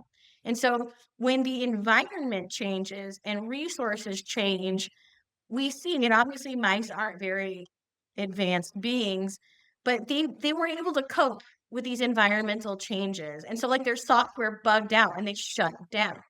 And so not necessarily AI, but like what does this mean for human relationships and human learning? And again, I apparently am Chicken Little on this episode, but I Yeah, had you're to kind mention of, Mouse. yeah, it's just all negativity. It's kind of Hey! surprise, Yeah, I like kind of AI, it's fun, surprise. it's a fun little hat trick, but it worries me. Yeah, I mean, I don't know. I mean, I think a lot of times, there's extinction events, right? I think I Yeah, said earlier, the dinosaurs went extinct, and like the plague. I can't remember when the plague, was in its heyday, but it took out 1500s, right? like what 2/3 of Europe, something like that. Like I think extinction events. Even in even earlier in history. I think in my biology class in college, they were like, yeah, like human civilization has actually been close to extinction a couple times, and you could tell based on the various genes and everything. Like at this point in time, there's sort of population. Restricted. Yeah, it gets contracted and explodes, and I think that's why some people are like, oh, we gotta populate Mars, we gotta terraform other planets, and like I think they're concerned about that kind of stuff. They're concerned about, okay, well, finite natural resources. I mean, like it makes sense. Like I get it, but like also, how much of this stuff is predictable? How much of this stuff's gonna happen in 5 years versus 500 years? And again, like if population diminishes but doesn't die out, it's fine. And like I think a lot of times, like, okay, well, at least we with human beings, like, okay, well, if one of the reasons people aren't reproducing is a lack of opportunity, if there's a big demographic failure and there's suddenly a lot of opportunity, then people would kind of bounce back and probably have more. So like, I don't know. I think there's some elastic conditions. I don't know what all the inelastic conditions are. I wouldn't want to speculate. I think they're probably a lot of them would be difficult to speculate on. But like, yeah, I think a lot of this. I think this the smarter we get, the more there is to fear. Like Yes, as we as come up with knowledge. more interesting ways to, like, Yeah, imperil ourselves. like I I'm not saying mean, this is the end of humanity. I great, think but like, I feel like there is gonna be a cultural reckoning, when it comes to technology in several ways, and I don't think I know enough to know what direction that's gonna go, but I think I just feel a little nervous. I feel like a storm's coming, not a horrible storm, but it's just like things are I feel like change there's gonna be a lot of rapid change. That's all I feel, and that just makes me nervous. So, 200 years ago, no one was worried about heart disease. No one was worried about stroke. No, like we're so aware of everything all the time. It's pretty exhausting. I yes. think and I don't I don't think AI helps. I don't think robotics helps. I think there's definitely information fatigue, and other types of related fatigue where it's like, look, does anyone does anyone know what they're talking about anymore? Like, do Yeah. you believe anyone when they tell you something? Or you're like, did you just get this from a robot that maybe made this up? Um, Mhm, mhm. I Well, don't know. I saw an article that, like, I think RFK, um, is using AI, and AI, like, for some major report, it was citing fake studies, which was like, so he's having Well, hallucinations. So that's a AI little hallucinations are a problem. And like again, they're embarrassing. They're embarrassing when whoever uses them and they turn out, whether they're they're not legitimate. Um, yeah, it's again, technology, whether it's the Terminator or whether it's AI hallucinate. Because again, like if you take an AI hallucination and you combine that with a Terminator, like what do you get? You get irrational killing. You get yeah. like and like again, like it's everything is sort of magnified by sort of those by those mistakes, and by that reach. Um, so I don't know. I mean, again, like I think there's going to be opportunities. I think there'll be some cool stuff. I think there's going to be some catastrophic failures along the way. I think there's going to be a lot of unforced errors and a lot of people, feeling, you know, sheepish about not realizing that, they shouldn't trust it. I want to say in some zombie movie I saw in the last 1 or 2 years, they had like autonomous cars, but like one of the premise was someone hacked the autonomous cars, and like they were just going 200 miles an hour, and it was just it's just kind of like, well, I hope some of these autonomous cars have an off switch or like but again, like a lot of them, like the selling point is you'll never have to drive. Like, I think at some point they take out, the steering Yes, wheel. it's no printer problem. I had a software blip on my color printer. I accidentally unplugged it when it was doing one. It's just black. I can't fix it. It was like a year-old, multi-$100 printer, toast. And I was just anyway, but yeah, that's gonna be a car. So, a plane, like you said. So, I hope those decisions aren't made, at least irreparably. I hope we have like you Yeah, said, we have, like, break glass in case machine can't be trusted, you know? I yeah. always wanna have the key in case the keypad doesn't work. What's interesting too is I know at least in some movies, I think some action movies, they have some sort of like EMP, like electromagnetic pulse, where it essentially just knocks out the power. It knocks out the power for however Yes, many miles. It's sort of like, are we all, just like someone with allergies has to always have an EpiPen. In the future, does everyone have to have like their emergency EMP pulse where it's like, look, anything in like yes, a 10-foot or 50-foot radius just shuts it down because, for safety reasons. I don't know. I mean, yeah, I think there's got to be some sort of solutions because otherwise, yeah, it's a little much. It's a little much. yeah. Yeah, my thing is it's like, was it so bad before?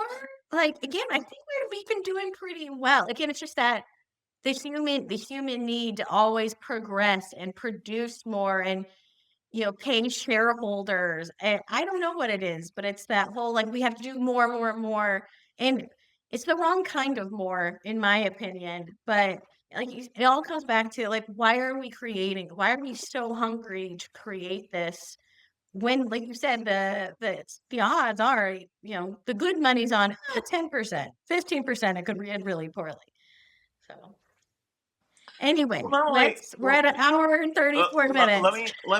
me let me add one last thing. You know, like it's sort of, you know, is it possible, you know, that like okay, well, let's say Terminators happen, you know, sometime in the future. Is the answer that everyone has a bunker? You know, is the answer that everyone has sort of a safe room? You know, is the answer like I don't know what the answer is, but like presumably for each, you know, Hindenburg accident, you know, that happens with, you know, for every Titanic that happens with AI or robotics, there's probably going to be, you know, some sort of reciprocal, you know, technological response. Like I don't think they build ships like the Titanic anymore. I don't think they build zeppelins or blimps like the Hindenburg anymore. Like every time there's a, you know, a catastrophic failure, I think people are like, that's a bad idea. We need to fix it. You know, and I think, you know, I think in its infancy, you know, over the next 5 or 10 years is probably going to be the most interesting because I think there's going to be the least amount of controls. Like we won't know where the guardrails need to be yet. Hopefully it's nothing crazy. Hopefully it's stuff like okay, well databases are lost or you know things that are again like things where no at least no one's physically harmed. You know, maybe data is harmed or maybe, uh things like that. Maybe balance sheets are affected but you know we'll steer around it. I I'll be curious. I'll be curious. You talk about data breaches, but, again, I think we're coming to a point where people can't trust their eyes anymore, at least if you see it on a screen, like the whole deep fakes. And you talk about guardrails. I know we're talking about society at large, but you have to think about Yeah. governmental guardrails. And like we have nothing but 80-year-olds in our US government that don't even understand social media. And like Right. they're gonna be making legal guardrails. Like I can't even like you said, the next 5 to 10 years, like this is the sloppy Wild West. And so like I crazy things are gonna happen where people are, oh, we definitely need some laws around it's that. And it's only gonna happen when they're like, "Oh, that was a really bad mess up." So, what that's what I think. what's what's interesting too, and this goes back to the authenticity issue. I recently ran into something where it was like I was looking for something and like someone had originally had said, "Oh, this video content is AI, it's not real." But then based on like the takedown notice, I was like, in order for them to establish that they had the copyright to it or they owned it, like it probably was real. So it's like it's weird where like sometimes people might be saying something like, "Oh, well, this is fake content," you know, publicly, but also you're trying to say, you know, with their lawyers or whatever, actually that's totally real and that's how we're going to take it down because that's my copyright, you know. Like I think the lines on real and authentic and believable versus not believable, fake news, you know, I think it's so blurred and I think people So really blurred. yeah, it's really blurred and it's really confusing and you know, I think yeah, I'm not sure if we're ever going to figure that part out, you know, because, you know, I was reading something the other day where, like, they were talking about glasses and how some people don't like it if you have, like, basically a video recorder in your glasses, you know, kind of like Google Wow. Glass. Yeah, I don't Um, want that. I don't want right. that. but the other, like, the columnist was basically like, "We'll get used to it because they're coming." Like, and it's basically like, because that's even more stuff to data mine. Like, there's no way that companies are not gonna push that and also tell you that you need it. That you're like, oh Yes. well, convenience and this and that and the next thing. Yeah, no, it's scary, scary, scary. And you malign people with their bunkers, but like I will literally probably be in one in about 5 to 10 years. Yeah, you're So you're you're putting your down payment on your bunker. I am. Well, one last thing that's I'm looking at actually some plots of land.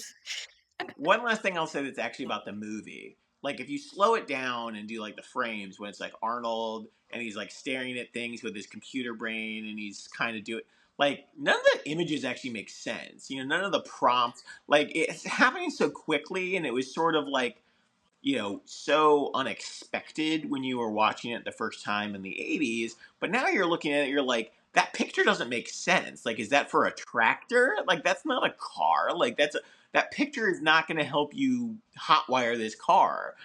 So it's like, again, or you have I the other thing I thought of when I was watching it, I was like, yeah, how many times, have you been trying to like download the right update for your printer or whatever, but you're one digit off, or you think it's the Yes, 8900 series, but it's the 8700. Like, how crazy is it going to be like when robots are trying to like put together IKEA furniture and they realize the pieces just aren't there, or the results yes, or like the instructions don't make any sense. yes. I mean, like, Ingenuity. They're not good for ingenuity. Yeah, I told you I was working on coding last week and I wanted to like rip all of my hair out because my code was just slightly off and code only works if everything is pristine. And I wanted to like, just throw the computer out of the window because I was like, I'm so close. But again, it talks about the perils of technology and how it only works well if it's all perfect. And as you said, AI has its hallucinations. And so we are both again imperiled by this technology, and yet it's in and of itself, it is very fragile and prone to error. So I maybe that is see. both our salvation or our danger and our salvation. I don't I know we're over time, but I actually forgot my two favorite things about the movie. My know. favorite Okay. fact is Arnold only has 14 lines of dialogue in the whole movie. Um, No. yeah, And 14. one That of them is I'll be back. And I was going to Yes. say, one of them's "I'll be back." And those 14 lines of dialogue do not include when it's like the fake voiceovers, like when it's like the mother's fake voice, because I double checked it. I used AI to double check whether that counted. And they're like, no, if you count those, it's like up to 17. But him, it's only 14 Oh, lines. And then the second thing, my second favorite fact about the movie is that the a lot of the filming is frantic and it's kind of chaotic, and one of the reasons is because they didn't actually have permits. It was filmed guerrilla style because it oh, was I like love his it. first big movie, so like they were literally trying to get all these shots. So like that's another reason it feels so frantic and such a chase scene, is because like that's kind of how they Because were it was. filming it, because they were doing it illegally. um Mm-hmm. so I don't And know. Like, make sure and you get actually, do you that. know what it has on? I'm sure you do. Oh, what? Make sure you add that. Like, even though we're late in the thing, make sure you don't cut that. Yeah. Do you know what it has on Rotten Tomatoes? No, I'm guessing Guess 85. wrong. Okay, 100. 100, A 100. 100. Isn't that ridiculous? I told Troy that. He's like, "What?" He's like 80, maybe. But, like, no. If the movie's 100, I need to be, like, renewed or, like, really, like, engrossed Right, in it. Like, wow, right. that's a mind-bending, life-changing movie.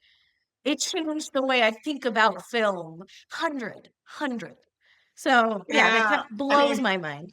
but here's the. Let me take it back. So, if I had watched, if you'd asked me the first time I saw the film, I would have said in the 90s. I don't know if I would have said 100, but I would have said 90s. I probably would have said like 95. just because it was so far out. Kind of reminds me of like Citizen I don't like Kane in the sense that like, oh, yeah. the filming techniques were so different. They didn't do that at this time. Yes, Like totally. yeah, like so like there's a lot of stuff that again when you like I want to know if you had if you had 100 people watch it today, what would the score be? Yeah, And I think it would be a yeah, like, again, charitable. academically, I get it. Yeah, Yeah, yeah. Like I think it would be a but, like, yeah, just charitable. film watching experience? Yeah. Mm. Yeah, And it was made for do you know how much it was made for? 6 million. Huh? 6 million. No, 6.4, I was which is a close. steal. Yeah, Yeah, it's because they and didn't it have any of that grows. permit. They saved all that money on Yeah, permit. I know. And but the like, it's crazy, like, you can be a like, even if you're the worst basketball player in the NBA right now, you won't even like, that's an insult to you. So it's just crazy how much money has changed, or But inflation, I should say. even then, like if you go back even to the '90s, like I don't think many NBA players were making even $1 million a year in the early '90s. Certainly not in the '80s. I think it was Yeah, pretty unusual. yeah, Troy will tell me, he's like, "Oh, so and so is making $25 million a year for the next 4 years." I'm like, "So $100 million." Like, they don't deliver that kind of value. Like, I Yeah. don't care if they can fly. I don't What's understand it. Like, what it's fun, it's monopoly the, money at that point the, to me, and it irritates me to no end. But the funniest thing is like with the NBA salaries and like historically, I like the NBA. I watched thousands of games. But like I remember a few years ago, someone was like, "Oh, so and so just signed a new contract, and they're making 325 or 350 million over this." And my first reaction wasn't it wasn't wow. It was they're not even that good. Like my first reaction was like that's not the best player in the league. That's not even like one of the LeBron? best 10 players in the league.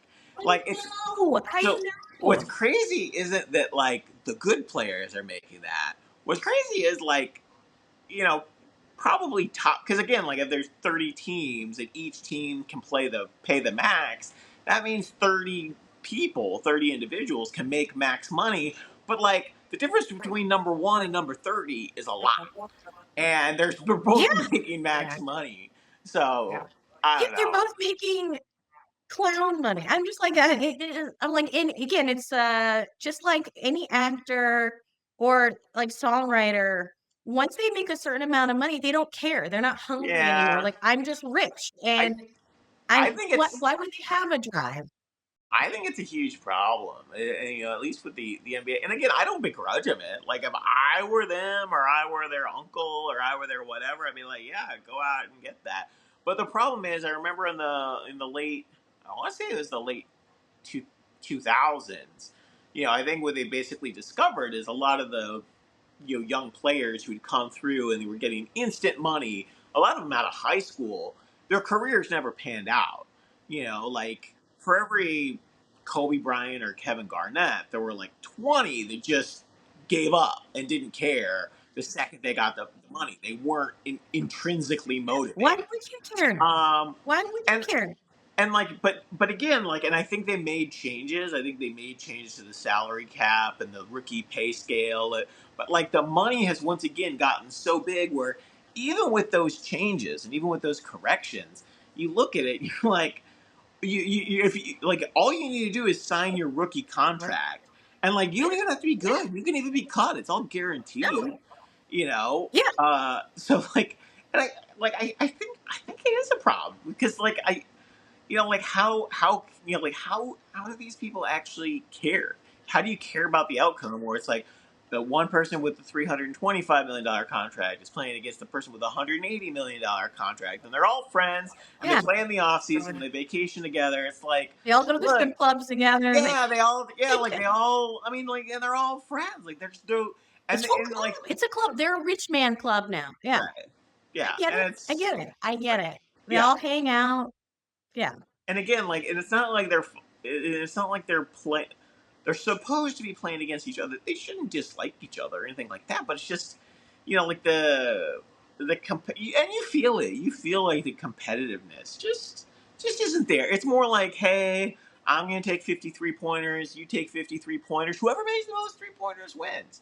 And that's Yeah. fine. But it's just, like I feel like sports in general. There's some exceptions, but like sports in general, it's like it's pretty easy to turn on. It's pretty easy to turn on because like both sides, both sides don't There are no care. stakes There's no anymore. Yeah, it's just stakes. I don't know. I don't know.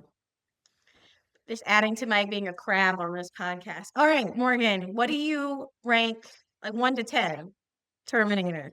Well, I mean, it apparently has 100% Rotten Tomatoes rank. I mean, I should have told you that. like, here's how I'll do it. I'm gonna rank it as a 10 in terms of cultural significance and interesting questions.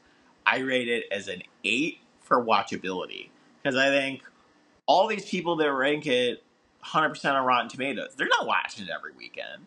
Like, there's no way. Like, it's just No it's one's a like, I really wanna curl up, watch some Terminator. yeah. And I guess what I will say though is that last scene, where she smashes, spoiler alert, when Sarah Connor smashes the Terminator with like the press machine, it still gives me goosebumps. That last chase, where it's like, Or the half hand. of it's lost an arm, it's lost its whole lower body, it's all messed up. It just has one hand. It just has one hand left, but it's still going after her. Like Gonna murder you with my one hand. yeah, I'm gonna murder you. The robot's gonna murder you with its one hand. Like it's that part of that last scene. I think it's still good. I think it's still good. And I love the fact that that you can make a movie where the main character, the star, has 14 lines 14 and lines. like 14 lines. impactful. Like when he speaks, you're terrified. Like Yes. it's And one of those 14 lines becomes a cultural phenomenon. Like, to this day, you could say, "I'll be back," and there's people know it. one line though that Kyle had that is culturally relevant is "Come with me if you want to live." He Yes, says that that's in true. Tech Noir, the club scene, and that's used. It's repeated, in a lot of things. So I guess he does have one good line. Just no one knows he's the one that said it. Nobody knows who he is. I find him forgettable right now. Yeah, Poor man. yeah, He and was like in, Don't Wanna Be with Arnold. the movie launched Arnold. The movie launched James Cameron. The movie really launched, Linda Hamilton. But but not the Kyle character. Not the Kyle guy. Sorry, Kyle. Sorry, Nope. sorry, man. So You funny. got the wrong role. It should have been gotta if you're What? joining an I sadly didn't even look up that actor's name. Do you know the actor's name? I looked it up, but again, like it doesn't stick because Forgettable. it's like Beal Bane. It's like Biehn, something like that. It's like it's not an intuitive sounding name. Um, I want to say it's Michael. Um, I might be wrong. We'll probably we'll probably have to have a section. Morgan and Caitlin talk about the future of AI, and Yeah, it's gonna Caitlin be like an hour worries of about movie and then an hour of doom scrolling of like AI yes, stuff. yes, yeah, like click here. But Anyway, in so in fairness to us yeah, though, I feel like you couldn't have had this conversation 40 years ago. Like 40 years ago it was like, wow, that robot really didn't want to be stopped. Couldn't kill him, kind of tough. But then like that's it. Like people didn't really have, and even like how long has it taken before you actually have believable robot humanoids? Like last 3 years, 5 years. I mean, those. I know there's like the robots that like dance and like do those. If you've ever seen those videos on YouTube, but it's just they weren't lifelike. Yeah, they weren't lifelike. They weren't believable. I know in Japan they have a lot of like robots in some basic jobs because they have like their major population Oh yeah, decline. So if you want to see like robots doing took our jobs or like doing jobs, Yeah. I think that would be really fascinating to see like what's going on. Like they have them at hotels, like coffee shops, but basic things. But and like you said, I think they had them super realistic, and people like it was too realistic, so they had to like tone it down so it's a little cute versus creepy. Yeah, they Sure. can't have the twinkle in the eye, but Yeah. sure. Yeah. They have to like have sort of like exaggerated nice tones. They have to. Mhm. Yeah. A little bit more mechanical, like, it can't look too human. Yeah. Anyway, I'll look for it. I might send you a picture because I remember I was writing a research paper on, like, insurance and, like, insuring certain roles when a machine is doing them. But I remember being like, "Who knew? Who knew?" So, alright, well, that, is That's the a end wrap. of our Terminator. Yeah, that's a Wait, wrap. wait. Thank you for tuning in. Um, Is there anything we what? missed? Is there anything we possibly I missed? don't think so. Okay. Mm, plugs in. What are our movies coming up, Morgan? Um, I can't remember. These are your movies. Your movies are These are coming mine. up. So Yeah, what do we have? We I have told you. we have Groundhog Day, Groundhog Day, Eternal Sunshine of the Spotless Mind, and then is it? Lost in Translation, Well, I was gonna say another Bill Murray. Yeah. 2 Bill I, Murrays, but I those were it's definitely, like, some of my top favorite movies. Groundhog Day is, like, top 5 for me. is it So, Groundhog or and I can like, Groundhogs? Is there an S on it? Groundhog's Day. Because I always say It has to Groundhog be Day. Groundhog. We will talk about this, but such a fascinating movie. Again, it answers a lot of great questions, very existential, Yeah. pretty great, My and really unique plot. I'll give a teaser. I'll give a teaser on Groundhog Day. One of my favorite questions that I want you to think about, and I don't want you to cheat. Uh, I want you to think about how long is he stuck in the time loop? Yeah. Because Oh, it's years, years, it's the answer is years, but how many? decades, Because like I've decades. read, there's like some people that are like way over here, and then some people that are like way that way in terms Wow. of how long is he Well, stuck in the yeah, loop. we're going way over. But you have to assume one, as the viewer, are you watching every one of his days? No. Right. Because, like, he picks up skills that take 10,000 hours to acquire, like playing the piano. Like, like he's been doing it's like, what like a crazy what's so funny? What? My favorite thing And doesn't is he like, pick up a language? Like, some really random language. Like, so he's, like, memorizing so it's like, how long did it take to become a professional piano player, yeah, you know? the So I like it because like so many of the acquired skills are not useful skills. Like ice No, sculpting. that's the point, like, again, that's the beauty of it. Because like, if you live the same day forever, because he okay, we're totally digging into this topic now, but, No, like, no, he dives into all, like, the sin and vice, because he's just like, "Hey, I can do whatever I want, there are no consequences, and I kinda just wanna see what happens." But once you get all that out of your system, you're like, "I have to find meaning."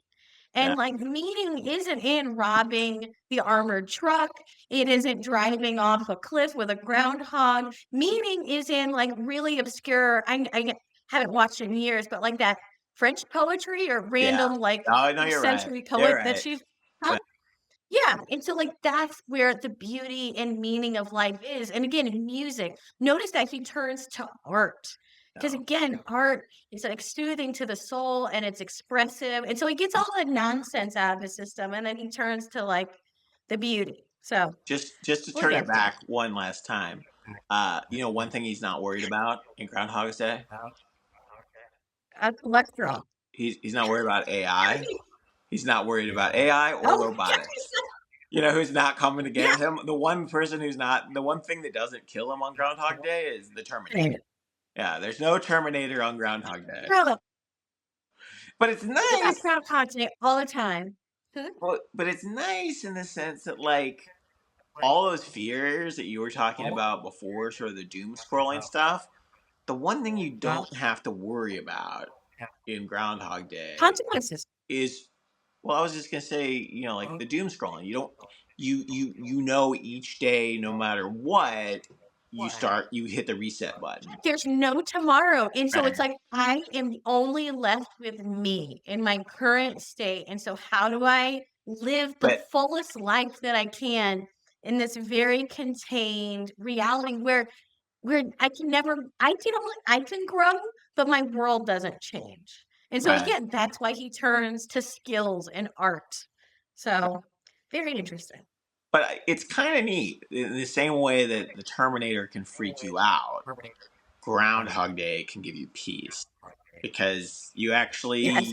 you could fully explore the four corners of that world and The like confines of and, that world. and always feel comfortable and decide which new thing you're going to explore. Yes. Yeah, it's amazing. It's such a good movie, and I can't wait to, research it because I have not Yeah. researched it. Yeah. I didn't want to talk about it So, too much, all right. but I did think I at least wanted to tease the time question. So I think the time thing is a huge part of it. Absolutely, absolutely. All right, well, Troy's gonna love cutting this video. Yeah, he's gonna be like, Well, cut thank you for this. tuning in, He's all gonna be 3 of like, you. you talked for how long about AI? Yeah, yeah. Caitlin, you need to take a Xanax or, go to a yogi retreat. He's like, we need to Something like talk that. I about don't know. positivity. We need to talk more about positivity. Yeah. Oh, oh, oh. Ouch, ouch.